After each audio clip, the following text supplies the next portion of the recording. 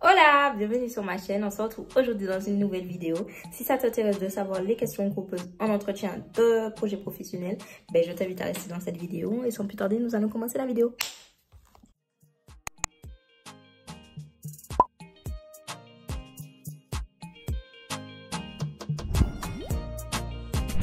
Déjà, juste avant de commencer la vidéo, je tenais à remercier toutes les nouvelles personnes qui se sont abonnées, qui ont liké, partagé, commenté et qui m'ont encouragé en commentaire. Si vous voyez que je prends du temps à répondre, c'est tout simplement parce que je travaille.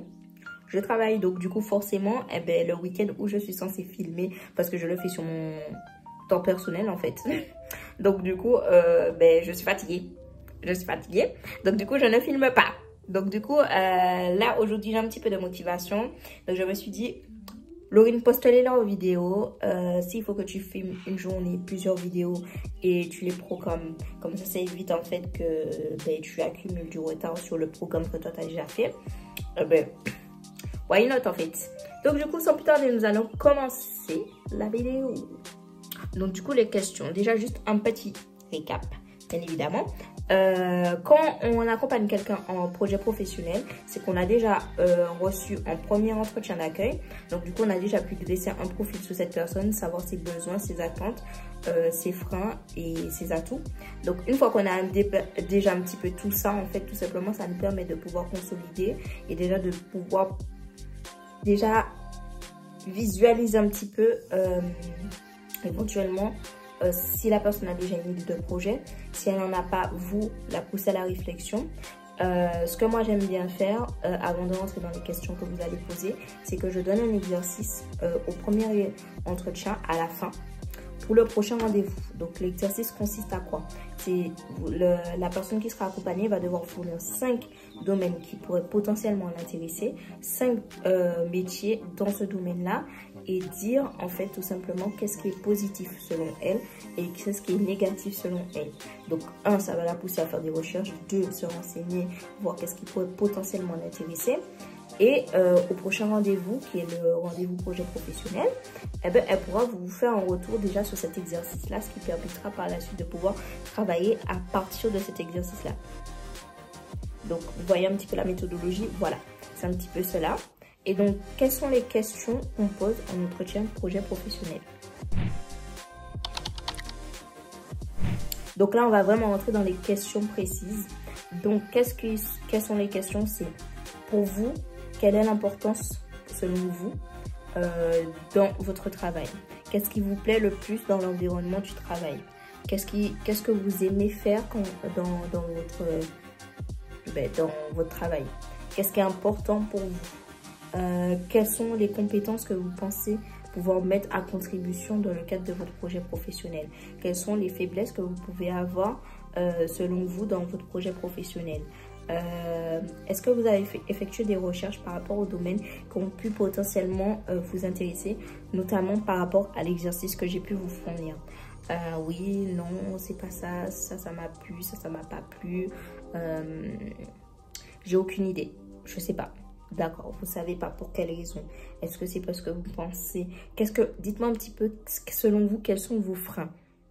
La personne va vous dire, je pense que c'est ça, je pense que c'est ça. Ok, d'accord. Donc, la personne va dire, si elle est ouverte et qu'elle dit que, là, j'ai cherché, j'ai vu que caissière, ça m'intéressait. Donc, du coup, voilà. D'accord. Donc, vous avez pu un peu faire des recherches sur le métier de caissière. Savez-vous un petit peu quels sont les métiers, comment accéder à ce métier-là? La personne va vous dire oui, non. Donc là, vous allez devoir lui apporter ce plus qu'elle n'a pas, c'est-à-dire comment accéder en fait à ce type d'emploi-là.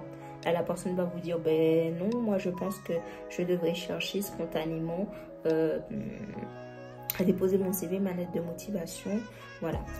Actuellement, si je reprends un petit peu le contexte, au premier rendez-vous, vous avez pu un petit peu me dire que la priorité pour vous actuellement, c'est de pouvoir trouver un emploi pour subvenir à vos besoins.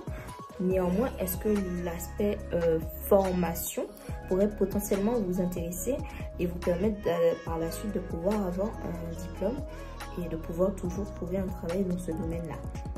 Toutefois, ce n'est pas obligatoire de faire une formation.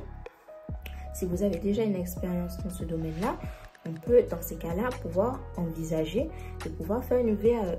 Une VAE, c'est une validification des acquis et des expériences. Donc ça s'effectue devant un jury qui pourra attester ces compétences que vous avez pu avoir à travers ces expériences passées. Là, la personne va vous dire oui, effectivement, oui, ça m'intéresse, mais je ne sais pas vraiment comment faire. Et là, vous lui expliquez toute la méthodologie, je ne vais pas tout reprendre, mais un petit peu, vous voyez un petit peu l'aspect de ce qu'on attend de vous au niveau du projet professionnel. C'est déjà de définir si la personne n'a pas d'idée, d'orienter la personne si elle ne connaît pas vers les structures, l'orienter vers les partenaires, vers les structures, tout ça. C'est vraiment un peu tout ça. Je ne sais pas si j'ai pu répondre à toutes les questions. Je pense avoir fait le tour de tout. Revalider aussi le CV, la lettre de motivation. Donc si le CV n'est pas à jour, proposer un rendez-vous si on ne peut pas le faire sur l'instant T. Un autre rendez-vous pour pouvoir faire le CV avec cette personne, qu'on puisse l'aider. Le but c'est de l'autonomiser et pas de l'infantiliser, bien au contraire. Et donc la lettre de motivation va de pair avec le CV. Parce que tu ne peux pas faire un CV sans lettre de motivation. Ça m'est déjà arrivé dans des structures de voir des gens faire un CV sans lettre de motivation. Et moi, je les vois, c'est comme si tu me dis que tu as une carte d'identité sans photo. Bref. Donc, si vous avez d'autres questions, n'hésitez pas à me les mettre en commentaire. Je me ferai un plaisir de vous répondre dans les commentaires et faire aussi également cette vidéo. Je vous promets pas d'être régulière parce que quand on travaille, c'est pas évident de pouvoir filmer, monter, poster. Donc du coup, je vais essayer de maximiser, m'organiser afin de vous proposer au moins 2 vidéos ou une vidéo par semaine, au moins ça. Et voilà, sans plus tarder, je vous fais des énormes bisous. On se dit à la prochaine dans une prochaine vidéo. Encore une fois, je tenais à remercier toutes les personnes qui se sont abonnées pour tous les commentaires vraiment très encourageants. Et puis on se dit à la prochaine dans une prochaine vidéo.